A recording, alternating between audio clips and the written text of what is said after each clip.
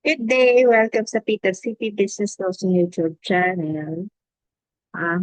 Nandito tayo sa Facebook na BSCTF. BSCTF Business Solutions and Consulting siya. Ang services na ino-offer niya ayan. BIRL Tax Audit Investigation Handling, Tax Compliance Service Diagnostics, Tax Compliance Proofing, Tax Consultation and Advisory, Tax Consultation Retainer Services, Certified Estate Tax Advisor, yung SETA. Meron kami bookkeeping set of services, bookkeeping tax compliance coaching mentor and mentoring. Meron din company tax policies and procedures manual drafting and corporate trainings. PSCTF, ano natin, nakita natin. Natin natin si EAS. Yung PSCTF, sa amin din yun. Tingnan nyo, pareho lang yung mga services. Pareho lang din yung style ng bag. Pwede discuss ko. Ito. Ito.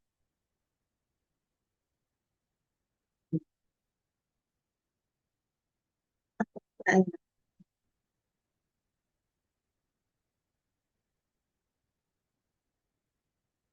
okay. So, yung basic taxability, ito pa na, na natsura ko. Nakikita niyo ba?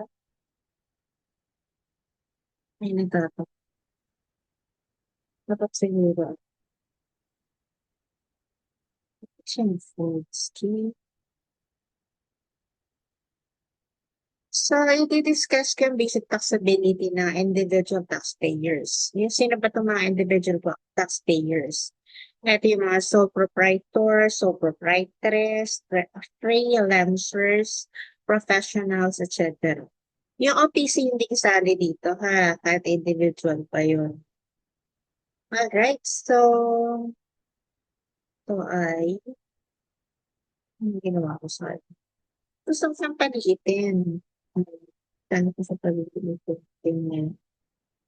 Para makita mo yung kabuuan ng taxability. So, this is not a multiple choice or something. This is lahat ng taxes na makikita mo dito. Ito yung i-comply mo kung ikaw ay individual taxpayer.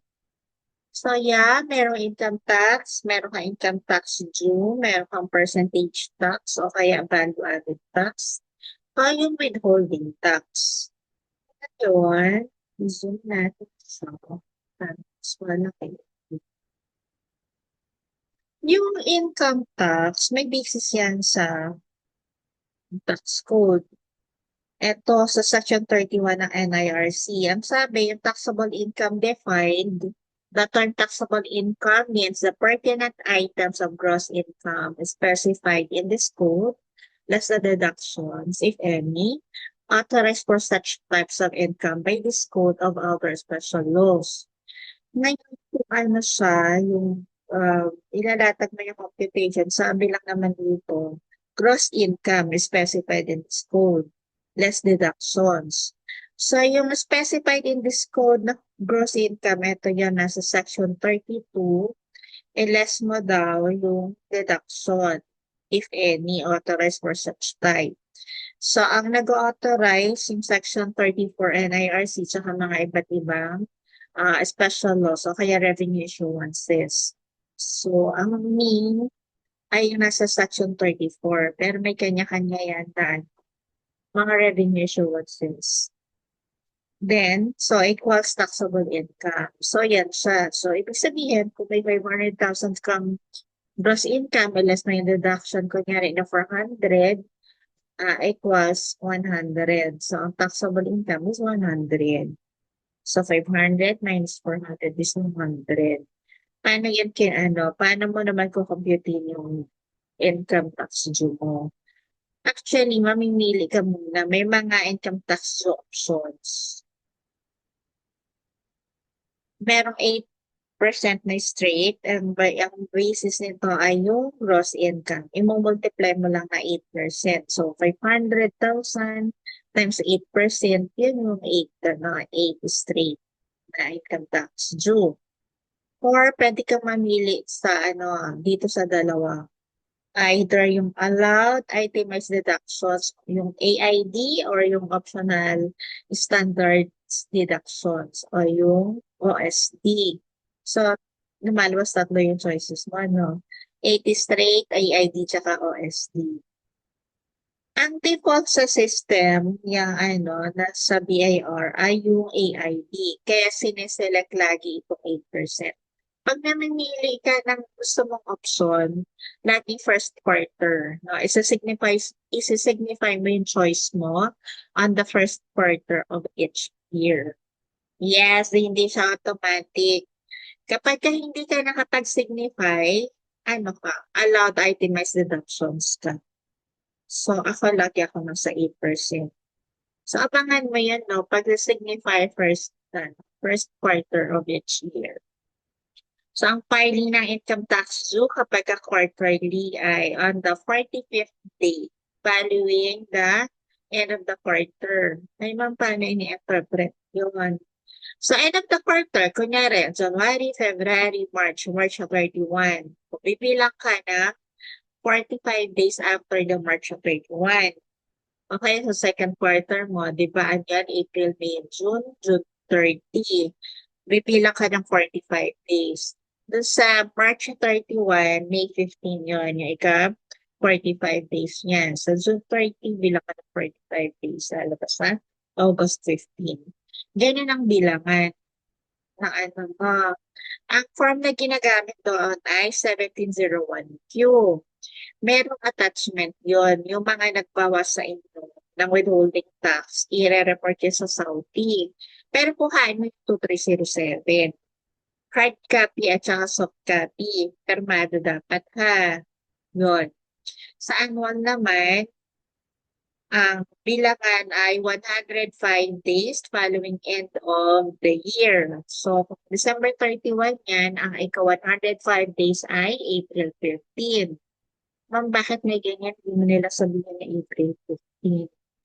Kasi may iba-ibang taxable year o fiscal year o calendar year. Accounting period ang tawag doon. So, may fiscal year yung nag-i-start ng February 1 or March 1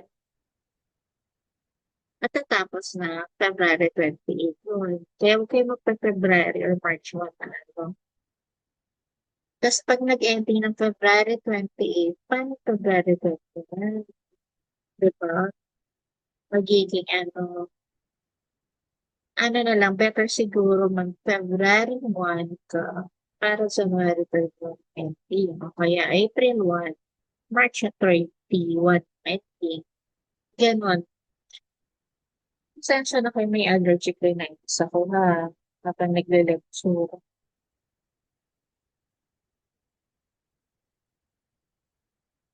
Hindi ka masyado nag-vlog. Hindi niya. Kasi ako ay nag-aaral-aralan. Kumuha ako ng second course kaya hindi ako masyado nakakapag-vlog. Alright. So, itong income tax na to, yung gross income dyan, yan din yung basihan ng percentage tax o kaya value-added tax. So, tawag naman dito ay business tax. So, sa business tax, ang basihan ay basihan tax-based.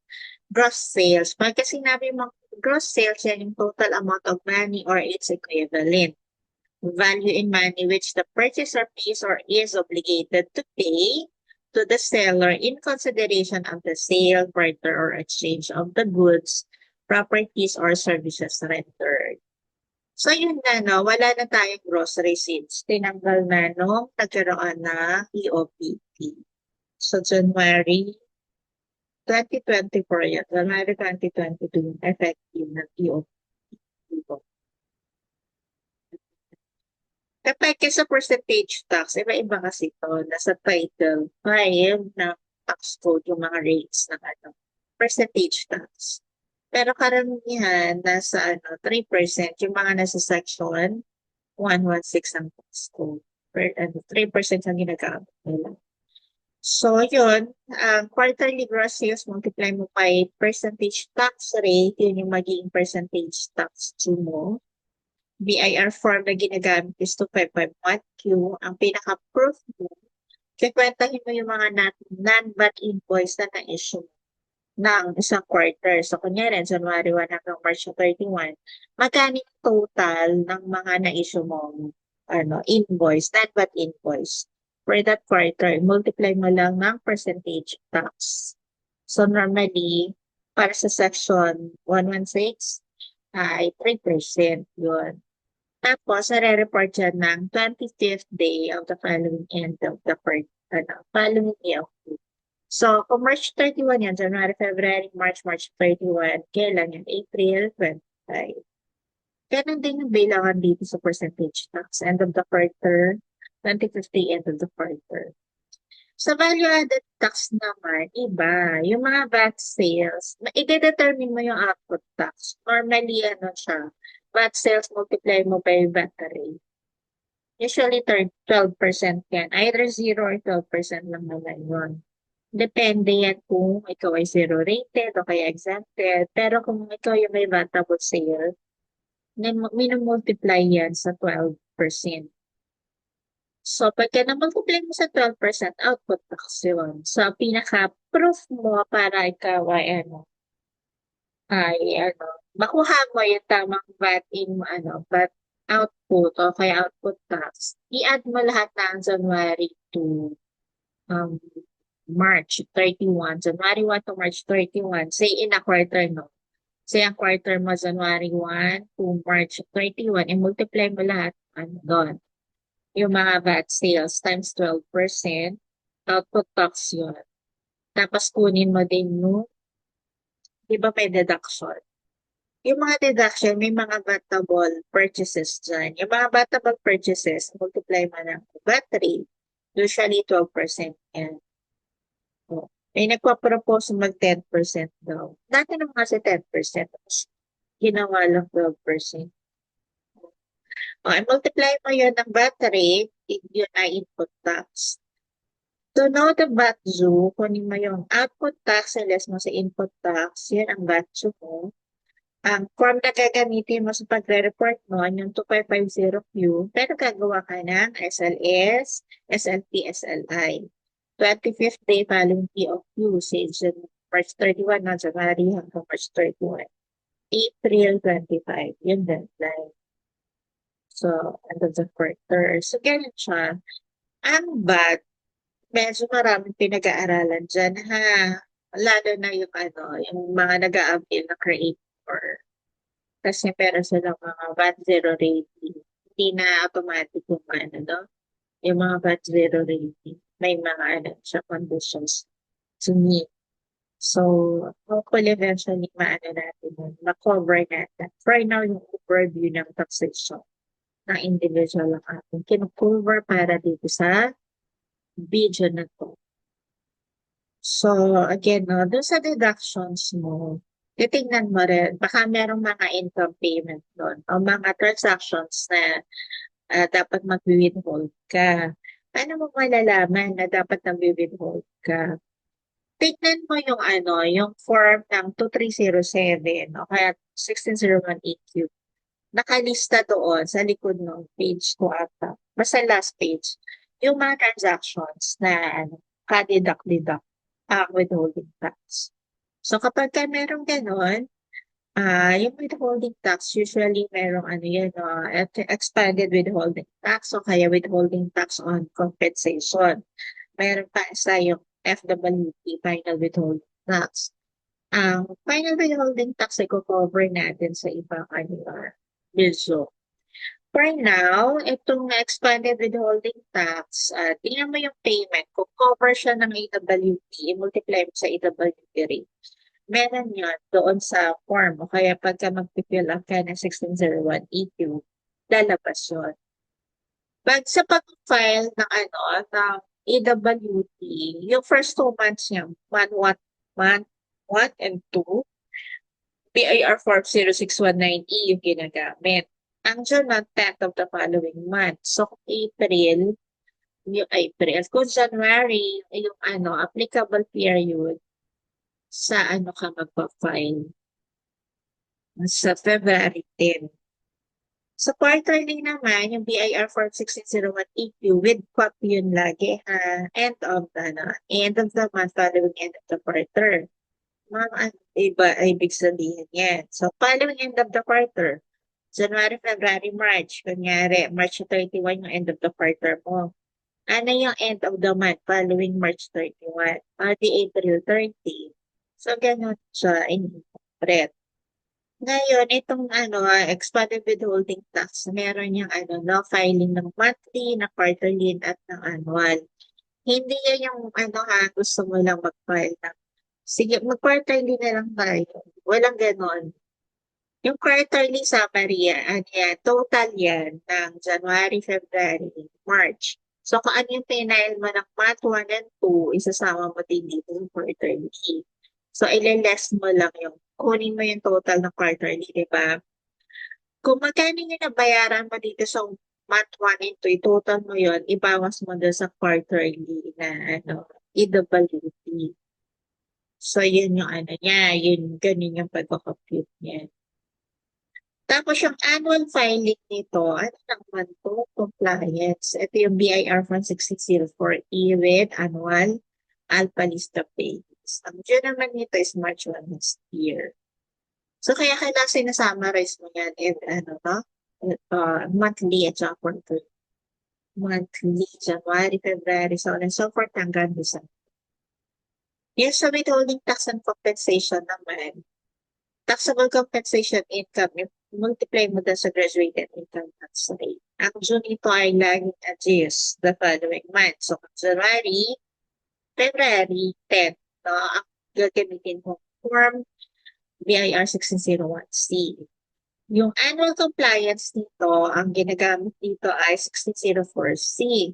Lahat ng tax na pinagbayaran for mula January hanggang December 31. Yun yung nilalagay dito sa 1604C. Pero monthly yung sinasummarize. Tapos gagawa ng alpha list of employees. Sa yung June nito, itong sa annual na to, January 31, ini-ESOP yan. Tapos yung February 28, kumbaga ito yung January 31 soft copy, sa February 28, hard copy. Ano yung naka-hard copy? Yung mga qualified substituted filing na inilalagay sa Annex F. So ito yung inaaral talaga to, no? Kasi mahaba ang ano, mahaba ang inaaral sa compliance na ano, ng mga payroll related. At least naubos ka ng buong maghapon or 2 sessions dito. So far now, ito yung pinaka-summary. O, okay. Ito ang pagbukas ng basic taxability. So, kaya lang siya simple, pero kailangan mong aralin mo. Ano ba yung mga deductions? Tingnan mo tax code. Ang tax code, pwede hindi bilhin. Ang libre niyan, nandun na sa BIR website. Kung bibili ka rin lang ng tax code, yung annotated na, o kaya yung may mga footnotes. Kasi kung code lang yung bibilihin mo, mapapamahal ka. Available naman sa internet, kung sa BIR website, ang code ng tax code. O yun. So, ito yung basic. Ang tawag dito, business tax and income tax of an individual taxpayer. Usually, ganun. Bakit ganun siya pinapangalan? Kasi meron pang excise tax, may donors tax, may ano pang iba't ibang tax. Pero para sa mga business person, sa mga freelancer, sa mga professionals, yan yung kailangan. Ma- kailangan yung i-comply sa lahat yan. Yan, sa gagawa ka ng checklist. Yung sa income tax compliance mo ba, na ano mo yun? Yung sa percentage tax ka ba, o yung VAT ka ba, yung mga ganyan. Dapat at ginagawaan ka ng ano. Alright, yun lang po yung ating ano, pag-uusapan for this video. Sa susunod na video ko, sana nandun ka pa. Nood ka ulit ha. Ayan. I'll try to make as many videos I can. I-ano ko siya. Bibigyan, basta hopefully mamigyan ko siya ng time. Kasi medyo demanding yung school. So, ano pa yung kaso? Meron pa naman ako ang mga ginagawa ko kasi ngayon mas marami corporate training kaya sa PWCP or EAS, medyo hindi ako nakapag-training. Pero once in a while, sa Pigma, nagte-training naman. Nagre-resources people ako doon. Alright, para sa mga corporate trainings, yeah, just call us. Pwede nyo i-message ang PWCP or kaya ito PA Santos. Yun. Alright, see you! Bye!